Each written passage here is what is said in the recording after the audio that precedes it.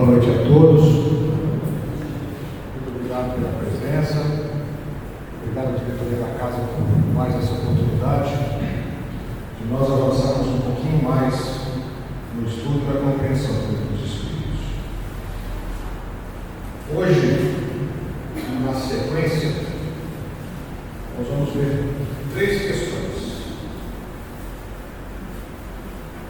E sempre lembrando que nós estamos na segunda parte do Livro dos Espíritos, no segundo livro, a gente poderia dizer assim, que na verdade é a estrutura para a construção do Livro dos Médiuns, que trata da vida no plano espiritual. Uma questão de interesse geral e uma curiosidade genuína. Veem nos Espíritos tudo o que fazemos? Essa é uma pergunta corriqueira. Será que a gente aqui no plano material está à mercê do plano espiritual e tudo que nós fazemos está sendo visto, observado por eles? Quantos de nós já não nos indagamos a respeito disso? Será que fulano, beltrano, que já desencarnou, está vendo tudo que eu faço? E a resposta é bastante interessante. Podem ver. Pois que constantemente nos rodeiam. Então coabitamos em planos diferentes nos mesmos momentos. Então, obviamente, podem ver. Porque estão em torno de nós. Tem gente que já ficou com o semblante preocupado. Isso é mais ou menos como dar a senha do WhatsApp. E aí, o codificador complementa. Cada um, porém, só vê aquilo a que dá atenção. Não se ocupam com o que lhes é indiferente. Ora, é muito simples e é uma resposta até certo ponto óbvia. A gente também só vê, só presta atenção naquilo que nos interessa de uma forma direta. O que não nos interessa nos passa de forma indiferente. E, obviamente, vai haver uma relação muito direta entre a evolução moral e as coisas que interessam para a criatura. As mais banais certamente não são de interesse de espíritos mais elevados. Então eles se ocupam de prestar atenção naquilo que lhes é mais amigável ou interessante. E Kardec segue agora com uma pergunta de mesmo interesse, porém com outro plano. A pergunta é: podem os Espíritos conhecer os nossos mais secretos pensamentos? Semblantes ficaram mais graves, porque a pergunta anterior é: eles veem o que nós fazemos? E a gente pode fazer uma coisa e pensar outra. A pergunta aqui é um pouco mais contundente. Eles conhecem os nossos pensamentos? Isso é mais que a senha do WhatsApp, é a senha do celular inteiro, de todas as redes sociais. E a resposta vai preocupar mais. Quem ficou com o semblante tenso vai ficar mais preocupado. Muitas vezes chegam a conhecer o que desejarias ocultar de vós mesmos. Até aqueles pensamentos que muitas vezes nos envergonham. Nem atos e nem pensamentos se lhes podem dissimular. E o termo dissimular aqui é muito bem aplicado, porque aqui no plano material a gente consegue dissimular. Você consegue fazer de conta. Você consegue odiar uma pessoa e quando encontra, tudo bem, como é que você está? Saudade.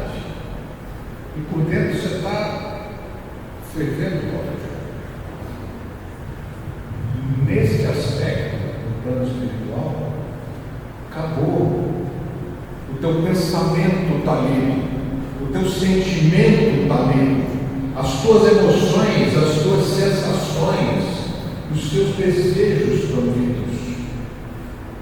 Então, daí o codificador dizer que é perceptível até aquilo que você próprio não queria perceber em você. Então aí acabou a dissimulação. No plano espiritual você está sem as máscaras, você está exposto ao que você é na essência. Então sim, os espíritos, na condição de desencarnados, num outro plano, conseguem ler os seus pensamentos e os seus sentimentos. Mas calma que tem solução para tudo. Esse não é o fim.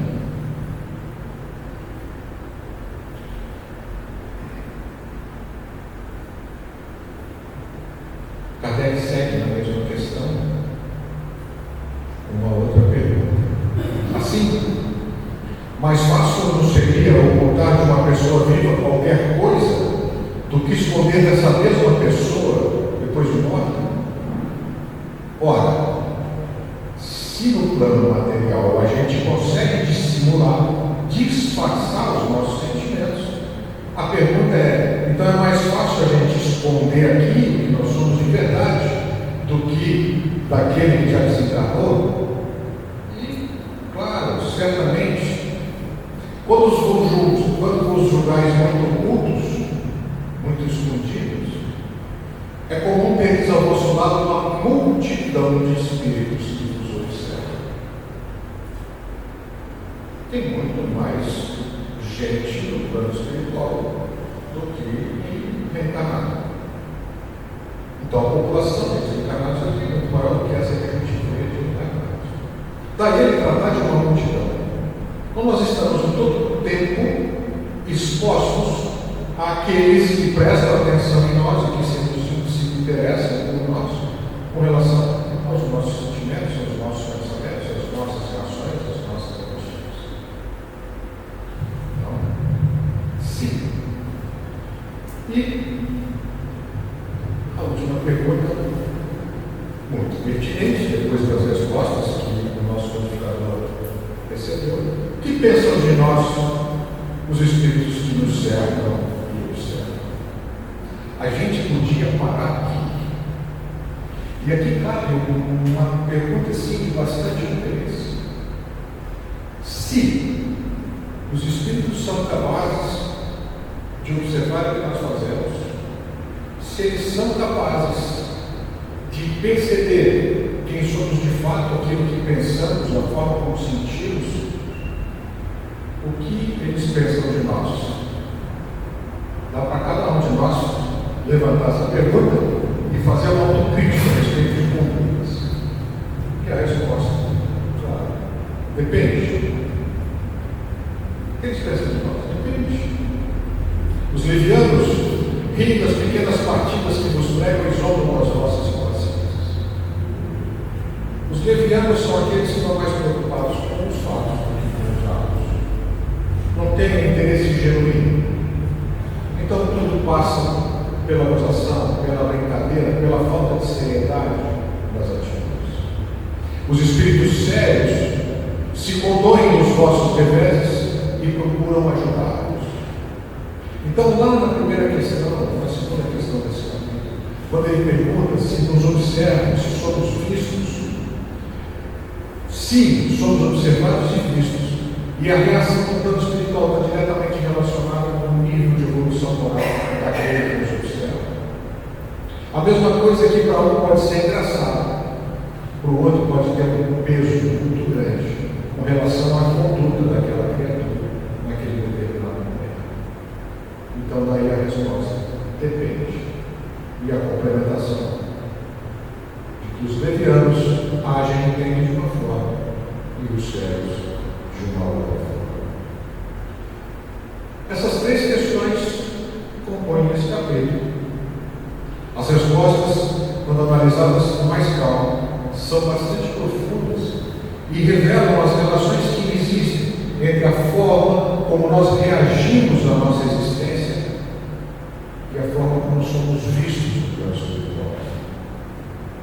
A coragem que cada um de nós vai ter no momento do nosso desencarne de se tornar percebido plenamente no plano espiritual vai ser diretamente proporcional à forma como nós conduzimos na vida corpórea os nossos pensamentos, as nossas reações, as nossas emoções. A forma como reagimos aos reveses que a vida nos impõe. Lembrando sempre que a gente está aqui segundo um planejamento do qual nós próprios participamos. Sempre.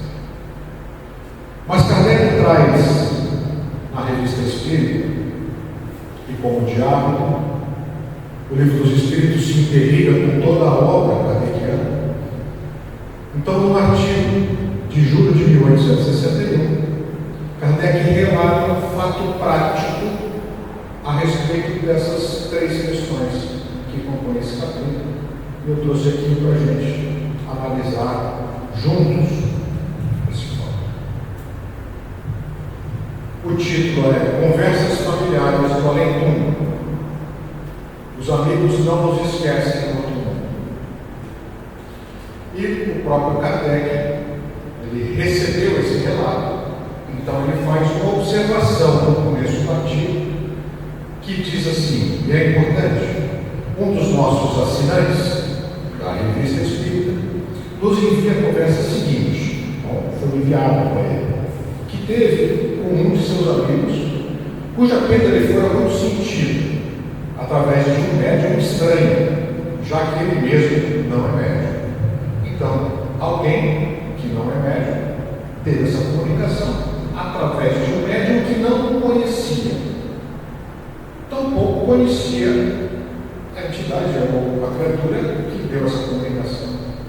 Além da notável elevação dos pensamentos, há de notar-se que os laços formados na Terra, quando sinceros, não são rompidos pela morte.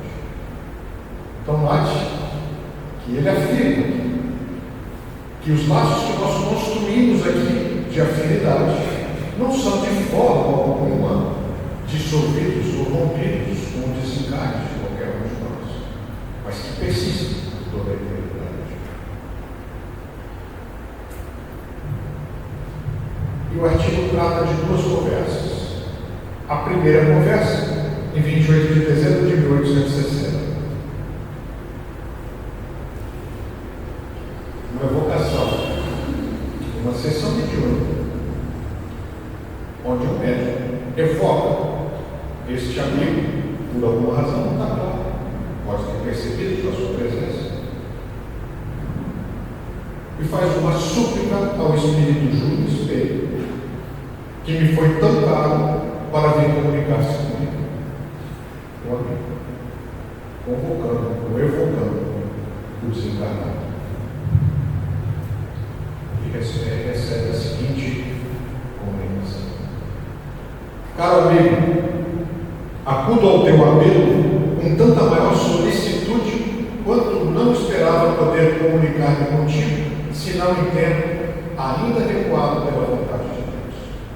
Então ele atende o chamado e nem contava com aquilo. Ele seria chamado e teria aquela condição de manifestação.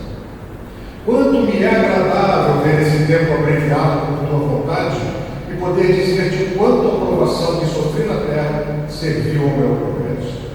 O reconhecimento do Espírito de que tudo aquilo que ele passou no processo reencarnatório, último a gente entende, serviu de fato para a sua elevação, quando consciente já no plano espiritual. E sério, eu sempre lembro aqueles que estão vindo pela primeira vez, que essa é uma noite de estudos, a gente está estudando um tema de um livro. Não há outra forma de fazer que não trazer os textos, mas que nós vencemos com calma e paciência juntos esses textos. Segue a mensagem do Espírito. Embora ainda errante, o Espírito errante é aquele que está no momento da erraticidade, ou seja, ele está desencarnado, está no plano espiritual. Sinto-me completamente feliz, sem outro pensamento que o do entusiasmo pelas obras de Deus, que me permite desfrutar de todos os prodígios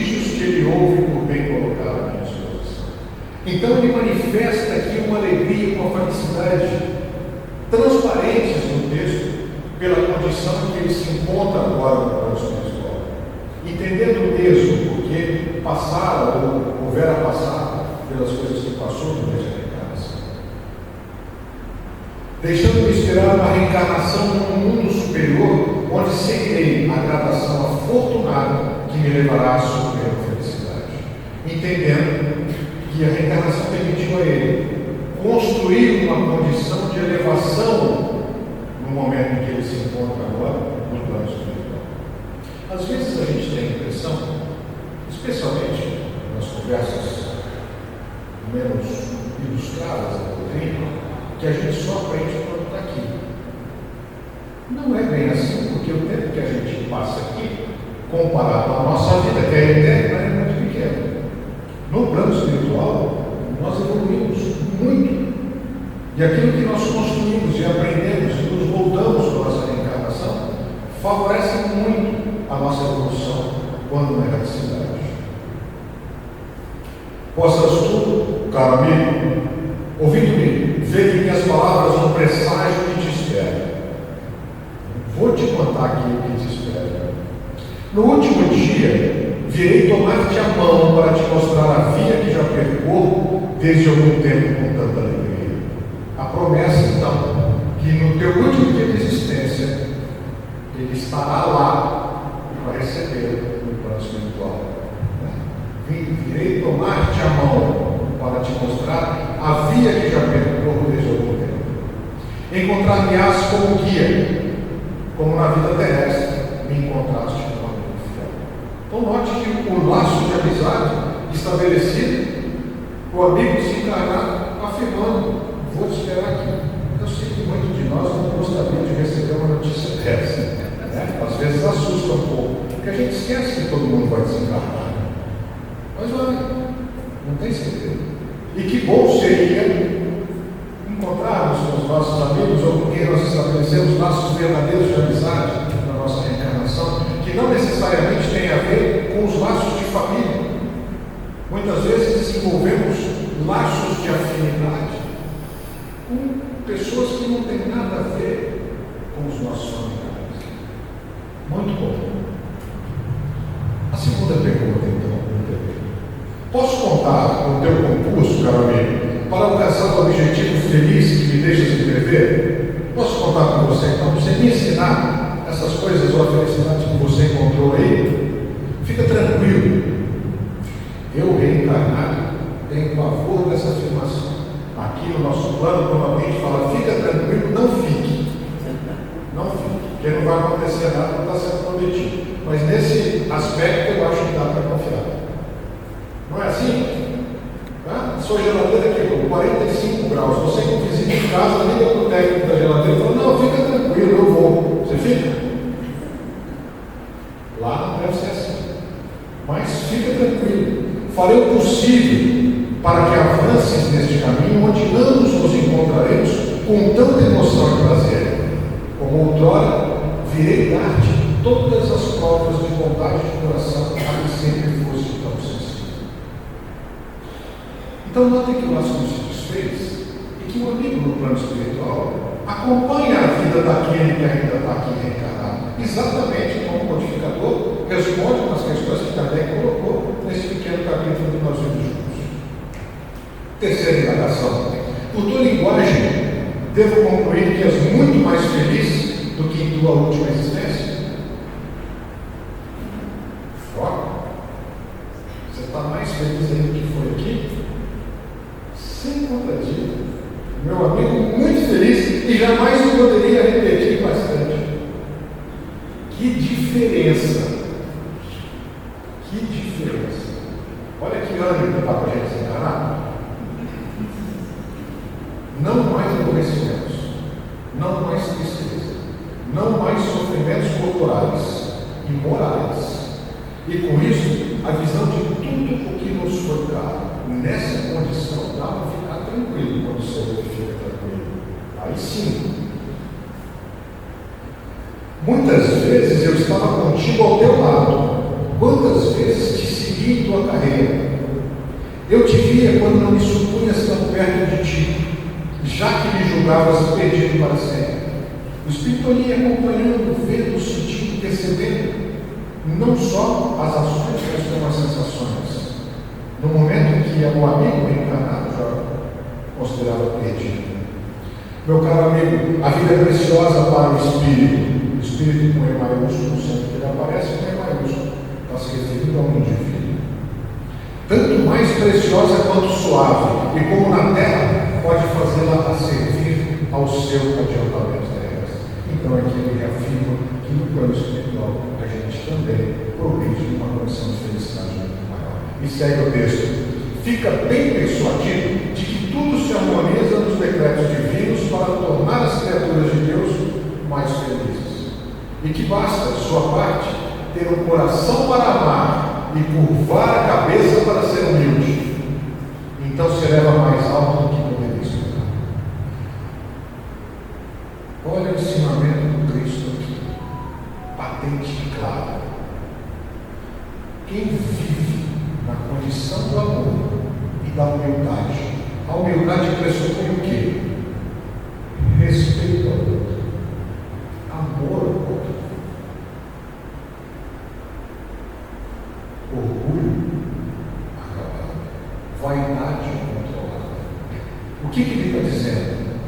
Siga a tua vida pautada no amor e na humildade, que dá certo. Esse é o caminho. O que desejas de mim que te possa causar prazer? O que eu posso fazer aqui reencarnado que vai te dar prazer? Teu pensamento em forma de uma flor.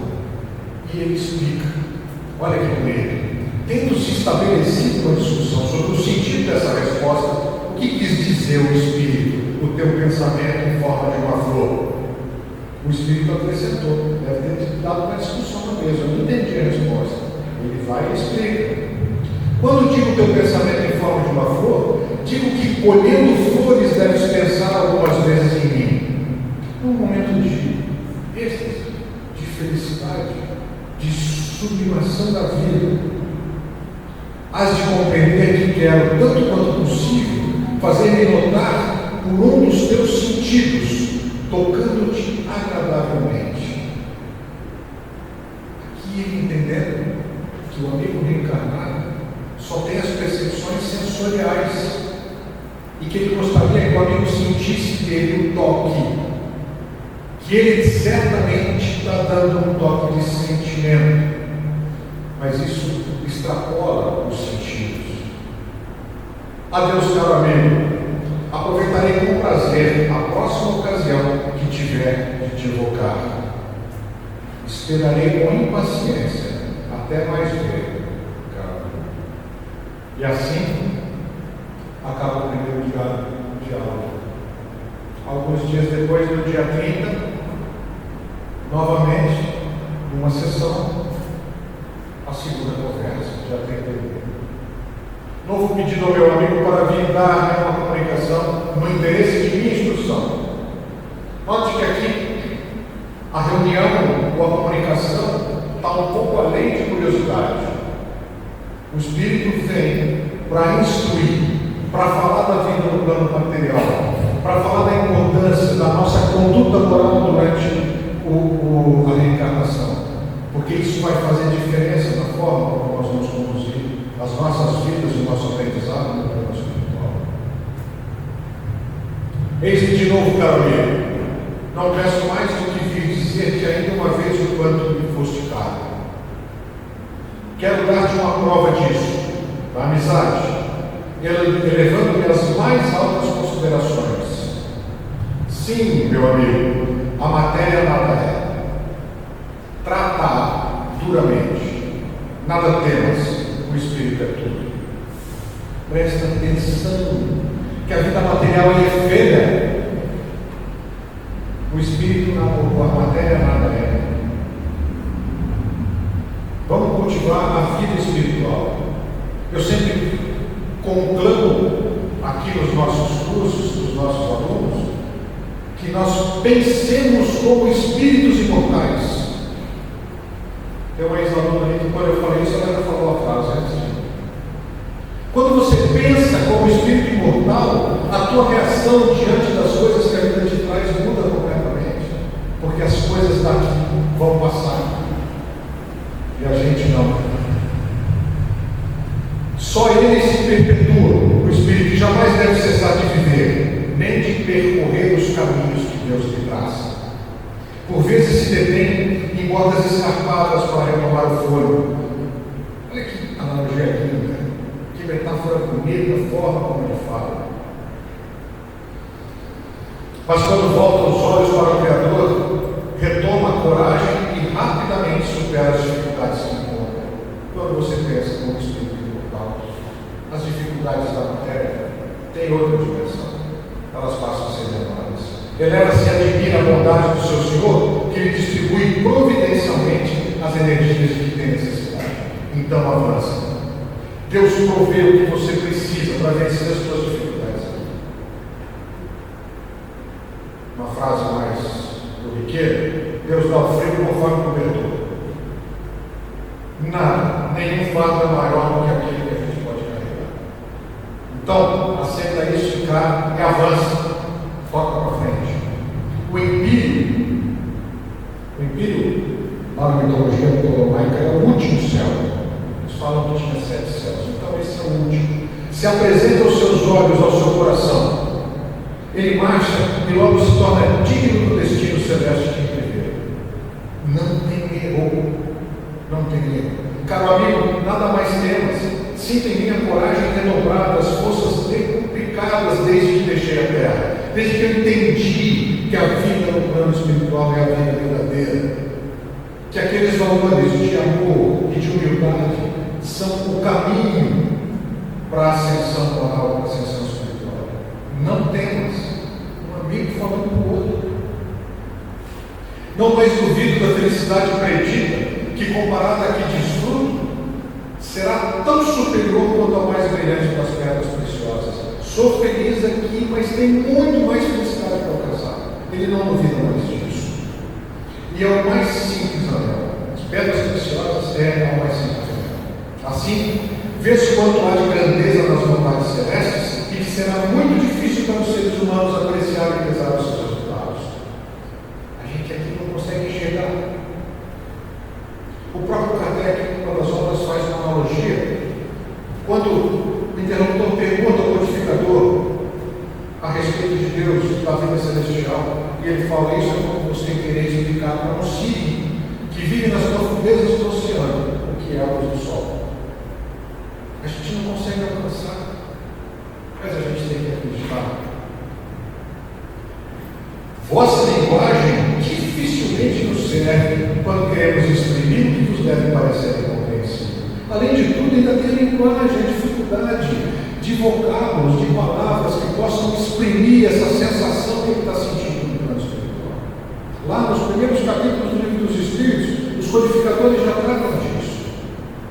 Como é que eu vou te explicar uma coisa para a qual não existe uma palavra que traduza? Então deve ser tão legal a gente conseguir fazer uma comunicação através de pensamentos sem precisar falar e sem precisar ouvir, em que você manda um pacote de ideias, um pacote de sensações e de emoções que o outro compreende plenamente, sem precisar de codificação da língua. Já pensou que espetáculo? Tem gente que já está com vontade de desencarnar. Calma, gente, tem tempo. E segue comigo. Nada tens a acrescentar aos belos pensamentos que acaba de expressar. Você ainda pode acrescentar mais coisas do que você falou dessa forma. Sem dúvida não terminei, mas quis dar-te uma prova da minha identidade. Quando quiseres, eu te darei outras. Nessa resposta, Kardec faz uma observação.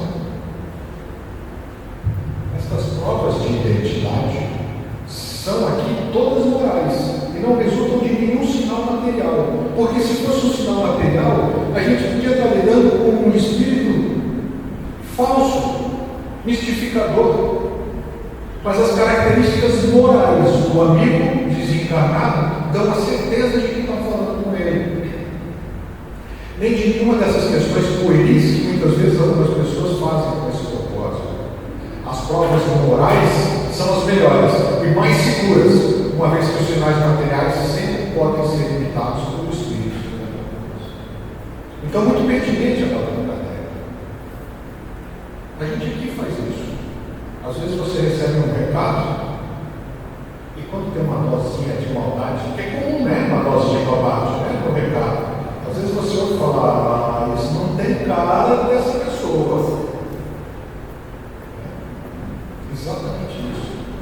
Fica patente aqui as características morais do Espírito que está dando a comunicação. E segue aí a sessão. Visto estares nessa disposição benevolente, já que você está tão disposto, tão bonzinho, eu me sentiria feliz de aproveitar agora e te peço a gentileza de continuar. Não para não, conta mais, fala mais. Porque a energia de felicidade que ele transmite é tão grande que você não quer parar.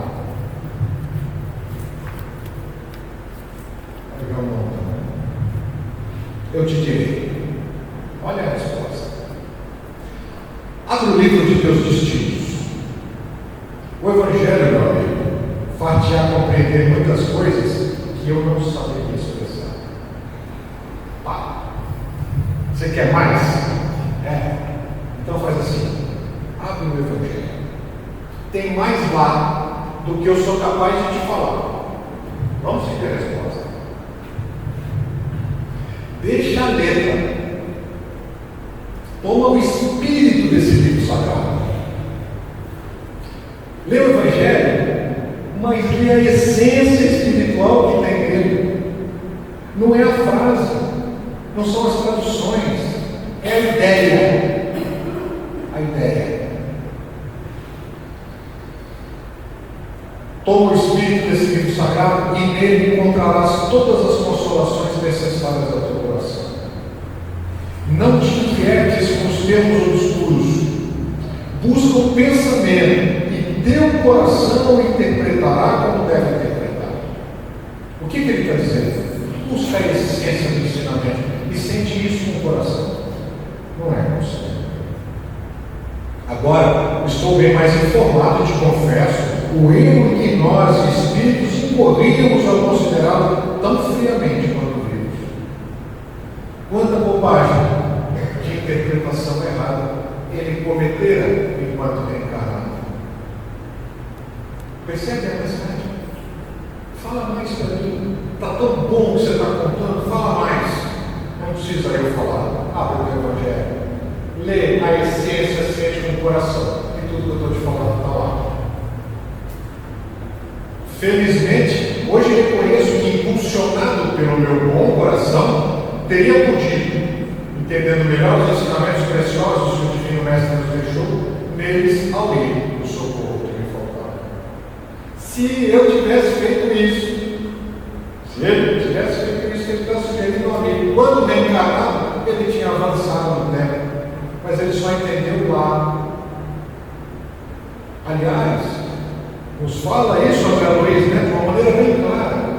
A primeira sensação, especialmente de nós, aspirantes à espírita, que temos no momento do desencarne, é de arrependimento do tempo perdido. Quando a ficha cai, fala, cara, eu fui lá 60 anos, 70, 50, 80, 90, não fiz nada que eu podia ter feito. E agora, está na fila de novo. A fila é comprida, né? Não é curta. Então está aí a mensagem. 150 anos. E finalmente, obrigado a Deus por comigo. Aproveitarei com prazer a primeira ocasião que tiver para te educar. Vamos marcar. Passa lá, não tem isso? Não, passa lá. Mentira, né? Ah, passo sim, mentira. Igual ficar tranquilo. Não duvides de que então virei. Como venho hoje, farei o melhor. Essa mensagem é de uma beleza, é de uma profundidade, que não há como a gente ler, especialmente se nós fizermos o que ele sugere, de extrairmos o espírito da mensagem, do nível de felicidade dessa criatura do plano espiritual, da condição de entendimento daquilo que ele podia ter feito aqui, não fez, mas que ele consegue recuperar lá e agora sim entender os desígnios divinos nas vidas ou na vida de que esses laços de amizade não se rompem com a morte da matéria, pelo contrário, eles podem se solidificar. Que uma criatura que já está numa condição de passar para planos mais evoluídos, fala para mim: não, eu fico aqui, eu vou te receber o dia que você vier para cá. Estou à tua disposição. Que acalento, que coisa boa. Pensemos como espíritos imortais, mas mais do que isso, que nós consigamos agir